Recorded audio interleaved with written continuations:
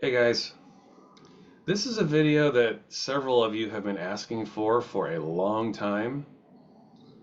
You are undoubtedly gearheads and you're interested in the gear that I use. And I'm going to get right into it. You guys, not everyone, but several of you have wondered what my audio system is and what turntables I use and all that good stuff. Let me first say that I am not an audiophile. I just know what I like. I know what sounds good to me, and I had to kind of mix and match things over the years. I had to find tone arms and preamps and head cartridges, and I had to put everything together. It's a time-consuming thing, but if you like records and you like hearing music on vinyl, then this search for the perfect sound is worth it. It's kind of fun. You have to dabble in different things to understand what your needs are. And I've been digitizing my collection now for 25 years. It's an ongoing project. As I've mentioned before, I have thousands of records in my collection.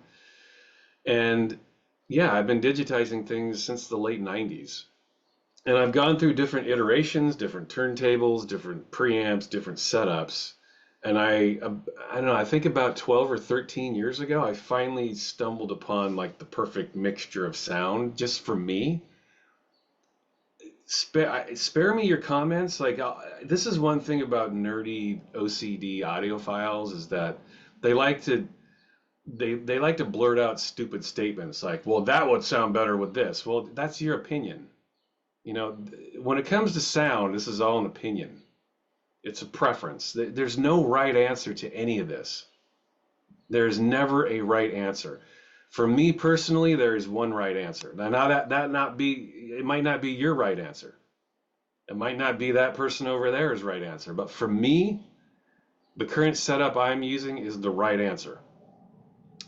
And all of my stuff that I'm using in terms of like my turntable system, I'm about 3 grand or so invested into the parts that I use. I upgraded the turntable I have, but in the costs, including my turntable and all of the bits and pieces I've aligned to it, are about $3,000 or so, which is definitely on the low end of investment. I mean, there are people that buy $200 USB turntables and plug them into their computer and they're fine with that.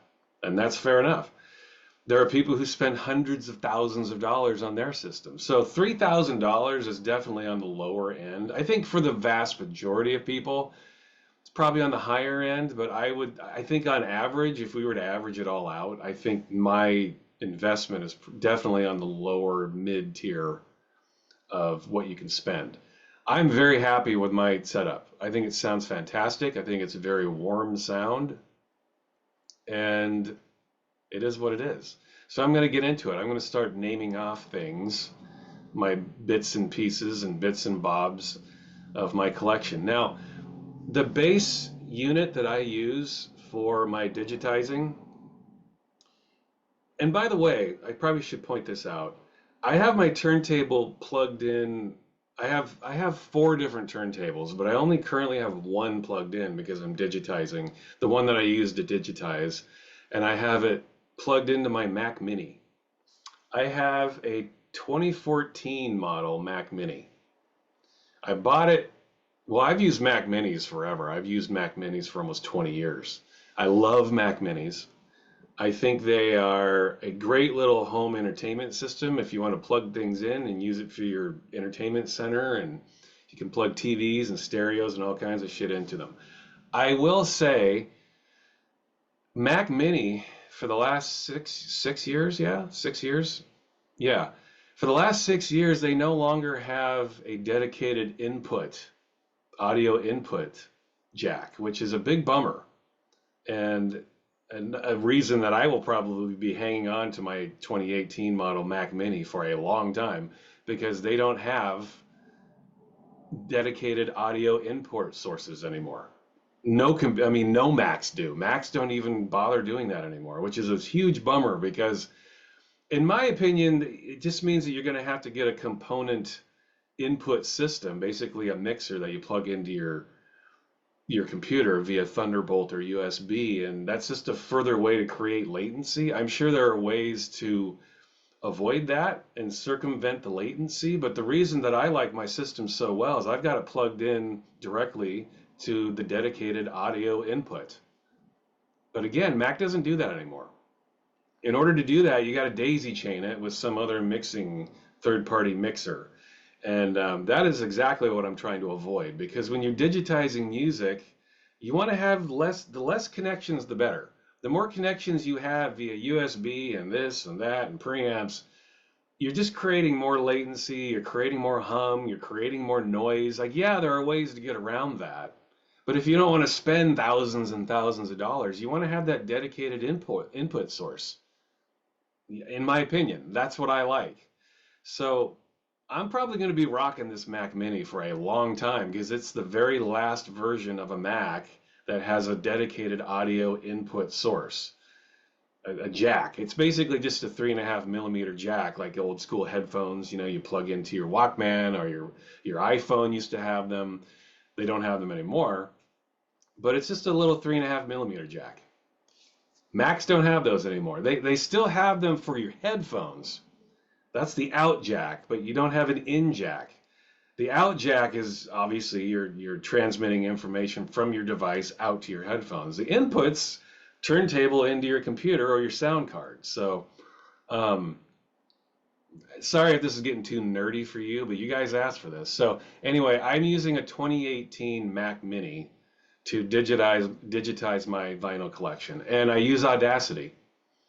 The software I use, Audacity. It's free, it's simple, really easy to use, and it works. I've always used Audacity. I've been using Audacity for well over a decade. In the early days, I wasn't using it, but my current system, I use Audacity. So there's that. The turntable I use is a Pro-Ject Debut Carbon 3. And I bought this, and I'm going to show images of these things as I talk so you can see them. My Pro-Ject Debut has a red base. I'll show an image of the exact turntable I have. I think I paid $600 for it, I want to say. I bought it over a decade ago. I'm still rocking it. This is a tank. I love this machine. I have 3 other Technics turntables. I have 2 1200s, which I've always used for mixing. I've had those since the late 80s. I bought them used then, and I still have them. And I have another Technics. The 1200s are not audiophile turntables. They're not made to be used for digitizing records. They're used for DJing. They are nice turntables, don't get me wrong. The 1200s are classics. I mean, they are what they are, but they've also unfortunately become more of a status symbol now than they are a decent turntable. They are DJ mixing turntables. And that does not mean that they sound great if you're using them to digitize music. Why do I say this? Because I know I've used them to digitize records and they don't sound anywhere as nice as my Pro-Ject, which is half the price. Or maybe not anymore. How much are 1200s now? A grand? You know, before they discontinued making these back 11, 12 years ago, they were $500. They were $500 for years. And then they discontinued them, and then now they've become the status symbol that they are. And now you got to drop $1,000 on one. They're not worth $1,000. 1200s are not worth $1,000. If you think you're getting the top of the line turntable with a Technics 1200, you are dead wrong. Absolutely wrong. If you are a DJ, old school DJ like myself, and you like having your hands on the records and you like that tactile feel and you like having a connection with your audience and spinning records rather than staring at a computer screen with no connection to your audience, then yeah, by all means, go that way. But 1200s are for mixing. They are designed for mixing. They're not designed for high-end audiophile quality playback. It just drives me a little nuts when people think they're getting the top end, top of the line turntable they can get for the money. 1200s are vastly overpriced. So the Pro-Ject Debut Carbon is a fantastic turntable, and I will explain to you why. The Debut Carbon is absolutely bare bones. It is a turntable. It has, well, you can get USB connections, and you can get them with preamps attached to them and all that shit. But I don't have that. I have a bare bones Pro-Ject debut carbon turntable. It has a platter and a motor and a tone arm and a head cartridge, and that's all it is. Nothing else is attached. And that is important if, in my case, if you're digitizing your vinyl and you don't want to have extra hum, you don't want to have extra latency, you don't want to have any extra anything, you just want sound transferring to your sound card so you can hear it, completely unencumbered with any other BS. Pro-Jects are amazing for their price. Again, I paid $600 for mine well over a decade ago, and it's still going strong, man. The only thing I ever have to do is replace the belt every once in a while and replace the head cartridge every once in a while.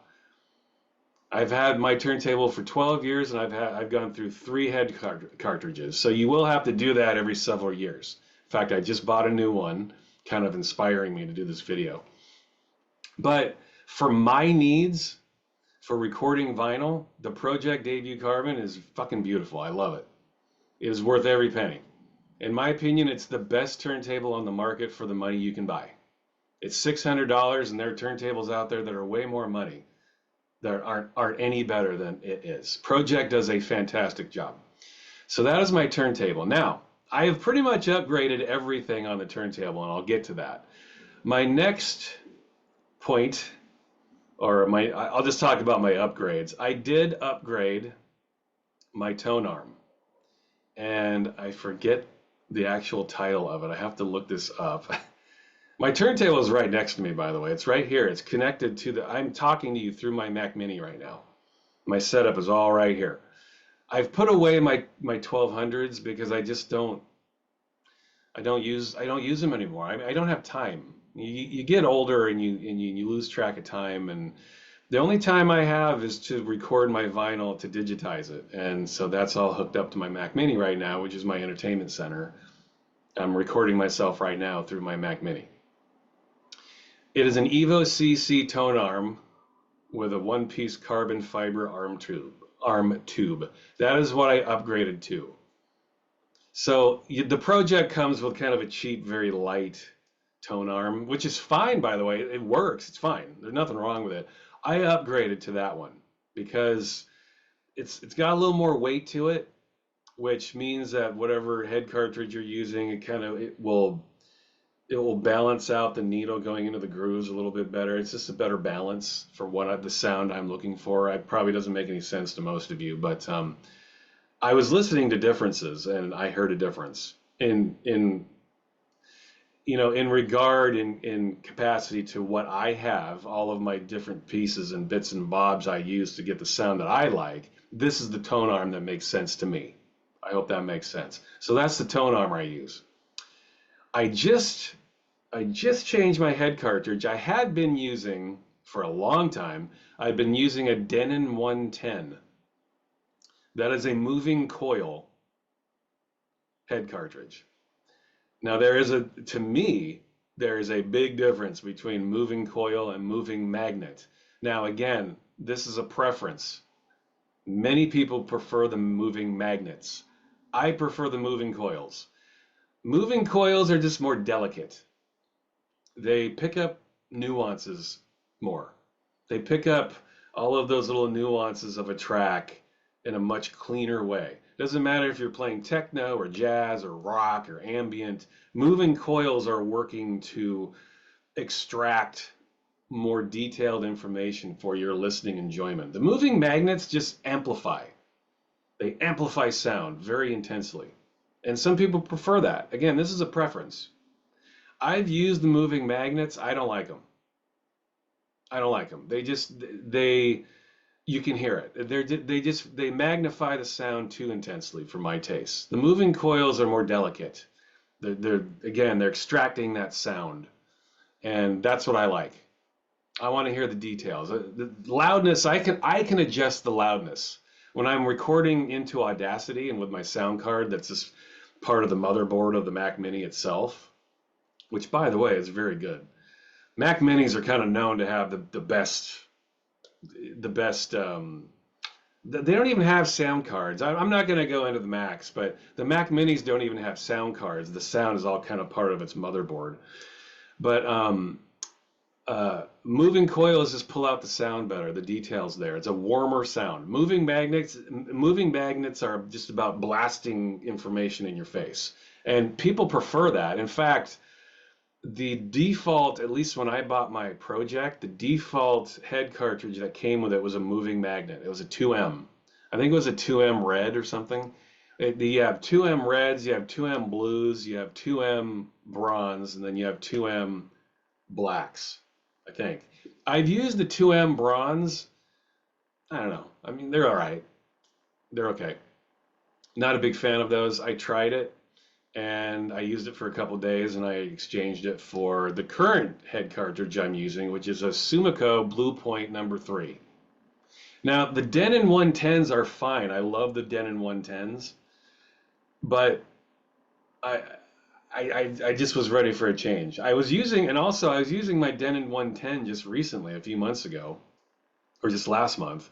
I'd been using a Denon 110 for a decade, and the needle just snapped off. I guess that's common. That's never happened to me.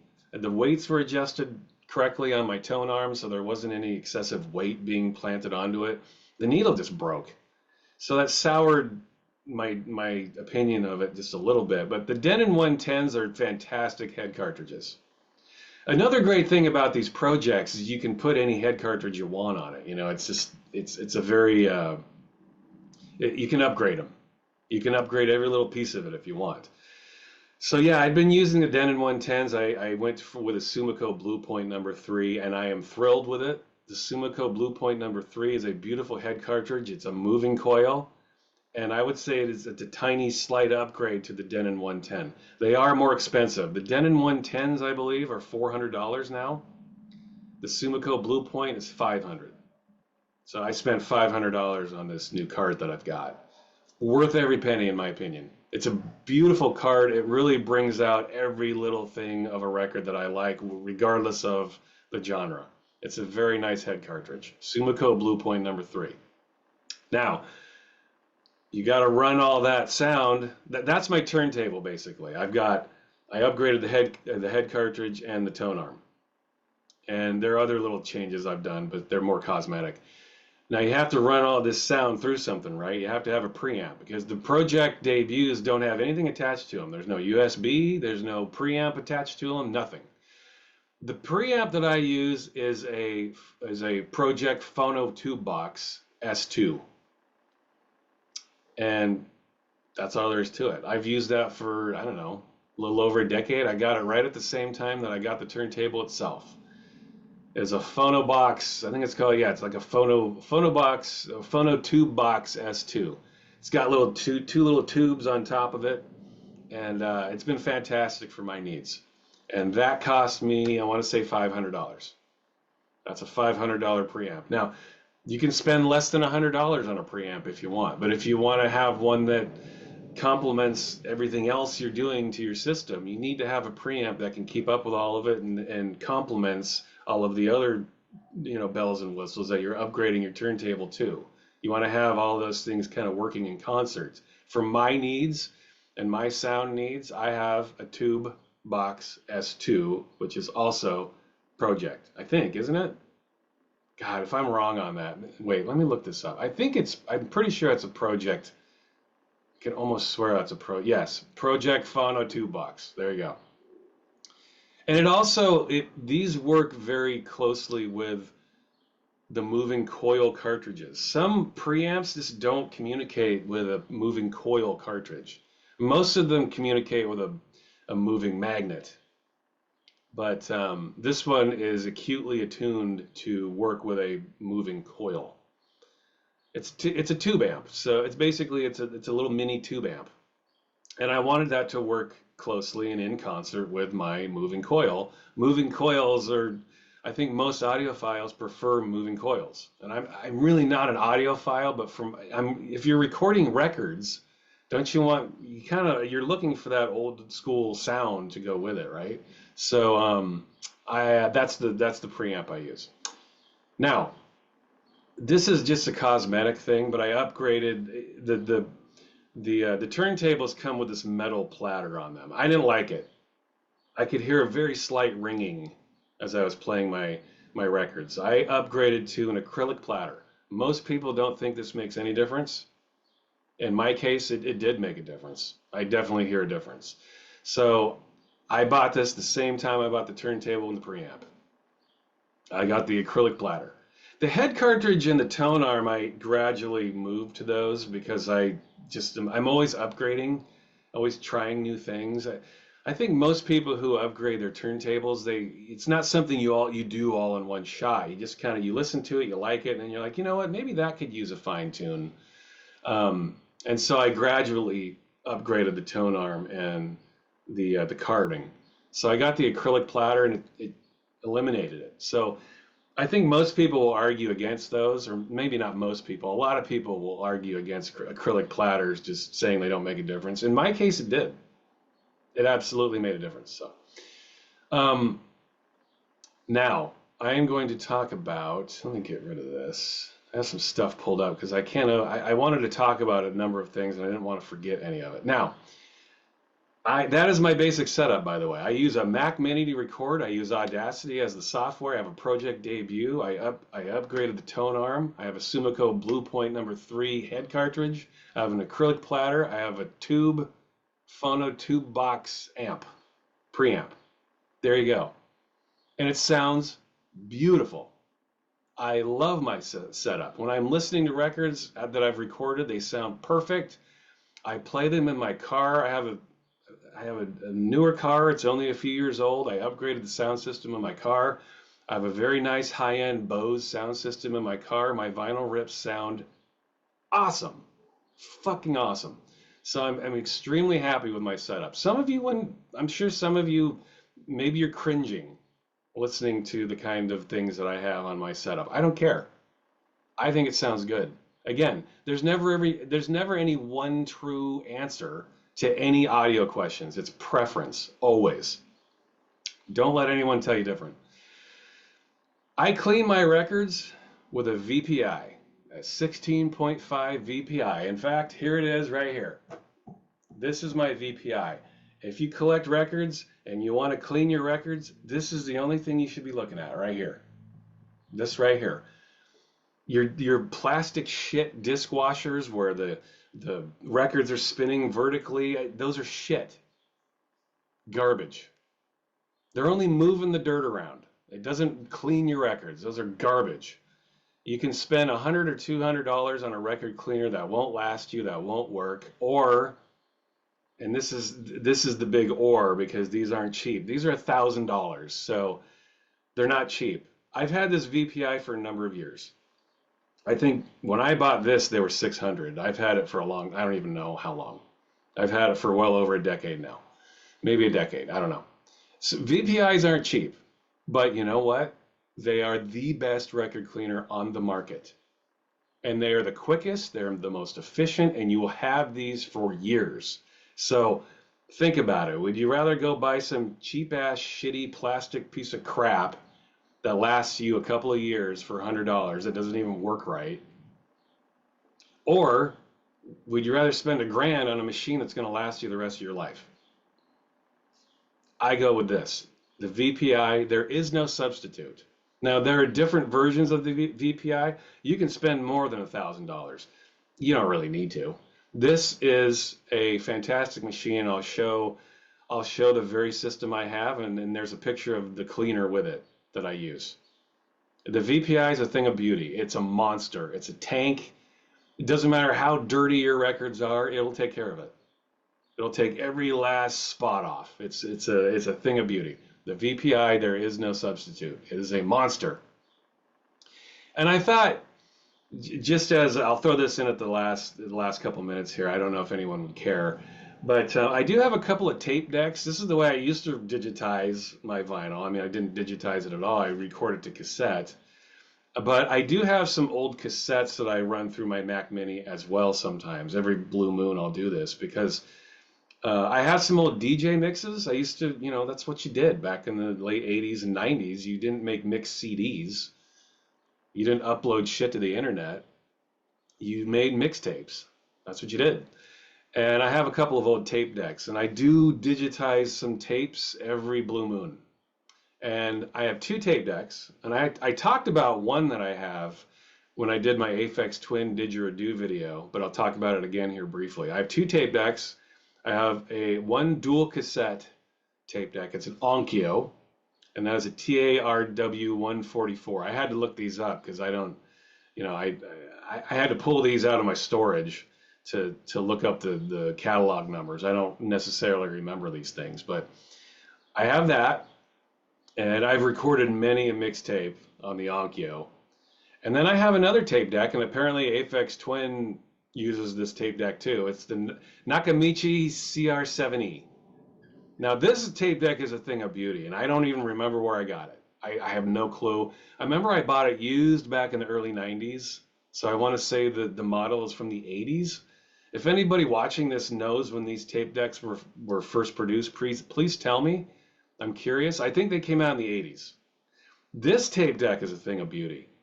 And when I really wanted, like, when I was looking for work as a DJ, and I would make my mixtapes, I'd set up my 1200s and I'd set up my mixer. I'm not going to talk about my mixers, by the way. This video will be too long.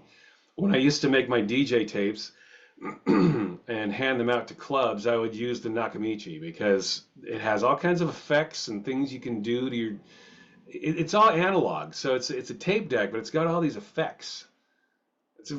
I've never seen a tape deck like it. It's a thing of beauty. I love it. You can tweak with things. Every little sound you can tweak with. That was the tape deck that I would use when I was, passing out mixtapes to clubs. Like, here's my tape. Hire me now, And you know what? It worked.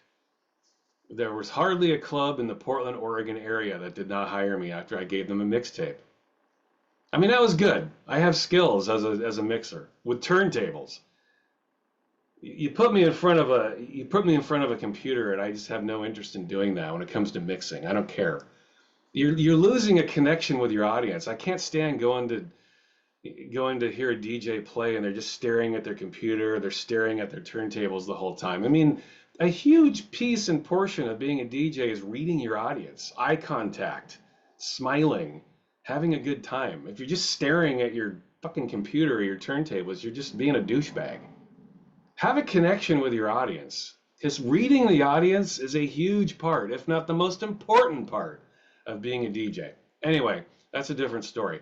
That is the tape decks I use, Onkyo and Nakamichi. So there you go.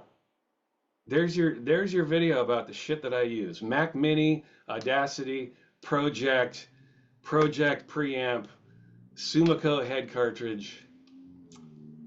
What am I leaving out? The acrylic platter.